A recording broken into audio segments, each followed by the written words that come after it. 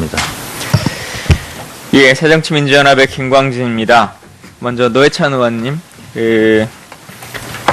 떡값 수사와 관련해서 삼성그룹 회장이나 떡값 검사는 무혐의 처분을 받았고 그걸 보도했던 이상호 기자나 의원님 같은 경우 수사 필요성이 제기됐었는데 당시에 수사를 책임졌던 황교안 그 후보자가 공정한 법 집행을 당시 했다고 판단하십니까? 공정한 법 집행을 하지 않았다고 저는 생각하고 있습니다. 당시 검찰이 떡값 검사들의 그 금품 수령 사실을 다 부인했고 그리고 수수한 사실도 그 증거 능력이 없다 이렇게 말을 해서 이제 거의 무혐의 처리가 됐는데 검찰이 녹취록 외에 다른 수사 결과나 증거를 찾으려고 하는 노력이 충분했다고 판단하십니까? 당시에 2005년 12월 중순으로 기억됩니다만은 당시에 이 삼성 엑스파일 사건 수사 책임자로 총괄 지휘했던 황교안 당시 서울지검 2차장은 이 사건과 관련해서 이미 그 수사하더라도 이 공소시효를 갖다가 지났다라고 얘기를 했습니다. 저는 당시에 그 녹취록의 내용으로 보아서 1회만 지급한 것이 아니라 그 전해도 지급했고 따라서 그 이후에도 지급할 가능성이 있었기 때문에 공소시효가 수사하기도 전에 끝났다라고 이렇게 판단하는 것은 이것은 대단히 부실한 편파적인 수사 방식이다라고 이렇게 지적을 한 바가 있습니다. 예. 그리고 그 내용이 불법 취득한 불법 도청의 어떤 결과물이기 때문에 그걸 가지고 수사를 할 수 없다. 수사 단서가 되지 못한다. 증거가 되지 못할 뿐만이 아니라 수사 단서가 되지 못한다라고 얘기한 것은 매우 잘못된 판단이 아닌가. 예. 그 사재단이나 김용철 변호사의 책들에 보면 어쨌든 지금 황교안 후보자도 떡값 검사의 대상자다 리스트 안에 있다 이제 이런 말들이 있지 않습니까? 네. 노회찬 증인께서 판단하시기에는 실제적으로 그 떡값 검사의 리스트 안에 들어갔을 것이다라고 판단하십니까? 제가 살펴본 녹취록에 따르면은 그 녹취록이 작성된 것은 1997년입니다. 그리고 거기에 이제 실명으로 거명된 사람들은 이 직위로 봐서 당시에는 황교안 검사는 이제 좀 고위직 검사가 아니었기 때문에 거기 거명된 사람들과 같은 수준으로 이렇게 취급되었을 가능성은 적다.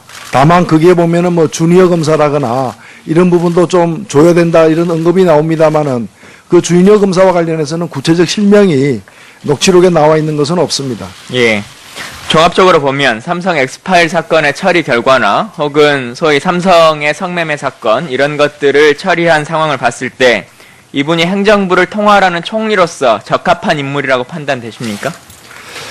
삼성 엑스파일 사건은 당시 법무부 장관이었던 천정배 장관이 언급한 대로 사상 최대의 정경, 검, 은, 거대 비리 사건입니다. 의혹 사건입니다.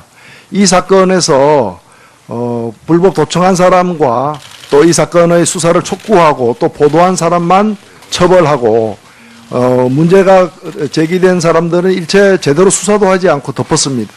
따라서 이 사건으로 인해서 검찰에 대한 국민적 신뢰가 현저히 저하되었다고 생각되고 지금의 정부에 대한 신뢰도 역시도 이런 사건 등의 처리 방식 때문에 종합적으로 이분이 부정부패를 척결할 대상자로서 적폐를 해소할 총리의 후보로서 적합하다고 판단하십니까? 전혀 적합하지 않다고 생각합니다. 그 강영현 변호사님, 어쨌든 의뢰인들의 신상이나 이런 것들은 다 개인정보이기 때문에 말씀하시기는 어려울 것 같긴 합니다만은 많은 분들이 궁금해하시고 하는 거기 때문에 사면의 대상자와 관련해서 그 대상자가 천신일 회장 아닙니까? 지금 무슨 사건을 말씀하시는지. 사면. 네. 사면건과 관련한 자문에 있어서 그 대상 의뢰인이 천신일 회장 아닙니까? 저는 그 구체적인 사건을 알지는 못합니다. 구체적인 사건에 대해서 뭐 보고를 받고 이 자리에 오신 건 아닙니까? 아닙니다. 전혀 내용을 모르십니까? 네. 천신일 회장이 뭐 이 사면건 외에 태평양 관련해서 민사와 관련한 어떤 사건을 진행하고 있습니까? 그건 저는 알지는 못합니다. 예. 송광수 증인, 예. 지금 써져 있는 것에 7월 10일자에 성함이 있으니까 많은 분들이 오해를 하시는 것 같아요. 근데 7월 10일자 판단을 한 것, 그러니까 수통의 정밀검사에는 사실은 송광수 증인은 전혀 무관하시는 거죠. 그렇죠. 그 검사 자체에 대해서는. 그거는 통보가 그렇죠. 결과가 저한테 옵니다. 예. 오면은 저는 단지 그거를 온 결과를 기록하신 기록하고 당사자일 사인하고. 뿐인 거죠. 네, 그거 예, 없습니다. 그래서 그 실제 조사하신 분이거나 진료하신 분은 아니라라고 하는 것을 전혀 없죠. 예, 명확하게 네. 확인하고요. 원래 피부과 전공이십니까? 아닙니다. 아니시죠? 소아과입니다. 예.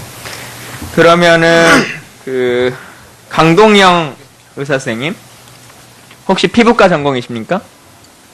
그냥 나옵니다. 아, 예, 피부과 전공입니다. 피부과 전공이세요? 예. 지금 전담의사 몇 년 차이십니까? 지금 2년 차입니다. 2년 차. 예. 그러면 그동안 답 맞은 환자를 징병검사에서 보신 적이 있습니까? 면제 외에 뭐 사급이라도 예, 있습니다. 있습니까? 예. 면제자도 있습니까?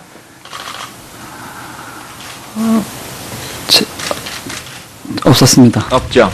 예. 답 맞은 환자가 예를 들면 면제 정도의 수준이 된다 손 치더라도 징병검사 장에 그 당시에 발진이 항상 일어납니까? 그러지 않죠. 답 맞은이라고 하는 것의 특성이. 네. 그렇죠? 뭐 항상 일어나는 건 아닙니다. 예, 그러니까 기본적으로 진료 기록이나 이런 것들에 근거해서 확인할 수밖에 없는 것이죠. 현장에서 발진이 되면 좋은데 그러지 않을 확률이 높으니까. 징병검사 과장님, 김용학 과장님, 당시의 상황으로 봤을 때, 그러니까 1980년도에요. 이 진료 기록, 아까 말한 것처럼 현장에서 발진이 안 되면 본인이 가지고 온 3개월치 의무 기록을 가지고 이제 판단할 텐데, 이때 개인 병원의 진료 기록도 인정해 줍니까? 아니면 대학병원 정도의 수준이 돼야지만 인정합니까? 당시에는 개인 병원은 인정이 안 됩니다. 네. 대학병원이나 국공립병원이나 대학 부속병원의 진단서인 경우만 인정하도록 규정이 되어 있습니다. 네. 네, 김광진 위원님, 수고하셨습니다. 감사합니다. 예, 새정치민주연합의 김광진입니다. 먼저 노회찬 의원님, 떡값 수사와 관련해서 삼성그룹 회장이나 떡값 검사는 무혐의 처분을 받았고 그걸 보도했던 이상호 기자나 의원님 같은 경우 수사 필요성이 제기됐었는데 당시에 수사를 책임졌던 황교안 후보자가 공정한 법 집행을 당시 했다고 판단하십니까? 공정한 법 집행을 하지 않았다고 저는 생각하고 있습니다. 당시 검찰이 떡값 검사들의 금품 수령 사실을 다 부인했고 그리고 수수한 사실도 증거 능력이 없다 이렇게 말을 해서 이제 거의 무혐의 처리가 됐는데 검찰이 녹취록 외에 다른 수사 결과나 증거를 찾으려고 하는 노력이 충분했다고 판단하십니까? 당시에 2005년 12월 중순으로 기억됩니다만은 당시에 이 삼성 엑스파일 사건 수사 책임자로 총괄 지휘했던 황교안 당시 서울지검 2차장은 이 사건과 관련해서 송광수 증인, 예. 지금 써져 있는 것에 7월 10일자에 성함이 있으니까 많은 분들이 오해를 하시는 것 같아요. 근데 7월 10일자 판단을 한 것, 그러니까 수통의 정밀검사에는 사실은 송광수 증인은 전혀 무관하시는 거죠. 그렇죠. 그 검사 자체에 대해서는. 그거는 통보가 그렇죠. 결과가 저한테 옵니다. 예. 오면은 저는 단지 그거를 온 결과를 기록하신 기록하고 당사자일 사인하고. 뿐인 거죠. 네, 그거 예, 없습니다. 그래서 그 실제 조사하신 분이거나 진료하신 분은 아니라라고 하는 것을 전혀 없죠. 예, 명확하게 네. 확인하고요. 원래 피부과 전공이십니까? 아닙니다. 아니시죠? 소아과입니다. 예. 그러면은 강동영 의사 선생님 혹시 피부과 전공이십니까? 그냥 나옵니다. 아, 예, 피부과 전공입니다. 피부과 전공이세요? 예. 지금 전담의사 몇 년 차이십니까? 지금 2년 차입니다. 2년 차. 예. 그러면 그동안 답 맞은 환자를 징병검사에서 보신 적이 있습니까? 면제 외에 뭐 사급이라도 예, 있습니다. 있습니까? 예. 면제자도 있습니까? 검찰에 대한 국민적 신뢰가 현저히 저하되었다고 생각되고 지금의 정부에 대한 신뢰도 역시도 이런 사건 등의 처리 방식 때문에 종합적으로 이분이 부정부패를 척결할 대상자로서 적폐를 해소할 총리의 후보로서 적합하다고 판단하십니까? 전혀 적합하지 않다고 생각합니다. 그 강영현 변호사님, 뭐 어쨌든 의뢰인들의 신상이나 이런 것들은 다 개인정보이기 때문에 말씀하시기는 어려울 것 같긴 합니다만은 많은 분들이 궁금해하시고 하는 거기 때문에 사면의 대상자와 관련해서 그 대상자가 천신일 회장 아닙니까? 지금 무슨 사건을 말씀하시는지. 사면, 네. 사면건과 관련한 자문에 있어서 그 대상 의뢰인이 천신일 회장 아닙니까? 저는 그 구체적인 사건을 알지는 못합니다. 구체적인 사건에 대해서 뭐 보고를 받고 이 자리에 오신 건 아닙니까? 아닙니다. 전혀 내용을 모르십니까? 네. 천신일 회장이 뭐 이 사면건 외에 태평양 관련해서 민사와 관련한 어떤 사건을 진행하고 있습니까? 그건 저는 알지는 못합니다. 예. 이미 그 수사하더라도 이 공소시효를 갖다가 지났다라고 이렇게 얘기를 했습니다. 저는 당시에 그 녹취록의 내용으로 보아서 1회만 지급한 것이 아니라 그 전해도 지급했고 따라서 그 이후에도 지급할 가능성이 있었기 때문에 공소시효가 수사하기도 전에 끝났다라고 이렇게 판단하는 것은 이것은 대단히 부실한 편파적인 수사 방식이다라고 이렇게 지적을 한 바가 있습니다. 예. 그리고 그 내용이 불법 취득한 불법 도청의 어떤 결과물이기 때문에 그걸 가지고 수사를 할 수 없다. 수사 단서가 되지 못한다. 증거가 되지 못할 뿐만이 아니라 수사 단서가 되지 못한다라고 얘기한 것은 매우 잘못된 판단이 아닌가. 예. 예, 그 사재단이나 김용철 변호사의 책들에 보면 어쨌든 지금 황교안 후보자도 떡값 검사의 대상자다, 리스트 안에 있다, 이제 이런 말들이 있지 않습니까? 네. 노회찬 증인께서 판단하시기에는 실제적으로 그 떡값 검사의 리스트 안에 들어갔을 것이다라고 판단하십니까? 제가 살펴본 녹취록에 따르면은 그 녹취록이 작성된 것은 1997년입니다. 그리고 거기에 이제 실명으로 거명된 사람들은 뭐 이 직위로 봐서 당시에는 황교안 검사는 이제 좀 고위직 검사가 아니었기 때문에 그게 거명된 사람들과 같은 수준으로 이렇게 취급되었을 가능성은 적다.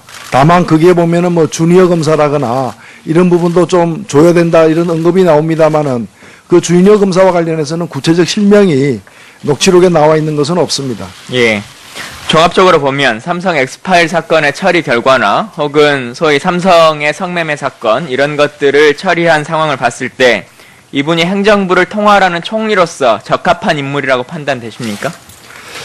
삼성 엑스파일 사건은 당시 법무부 장관이었던 천정배 장관이 언급한 대로 사상 최대의 이 정경, 검, 은 거대 비리 사건입니다. 의혹 사건입니다.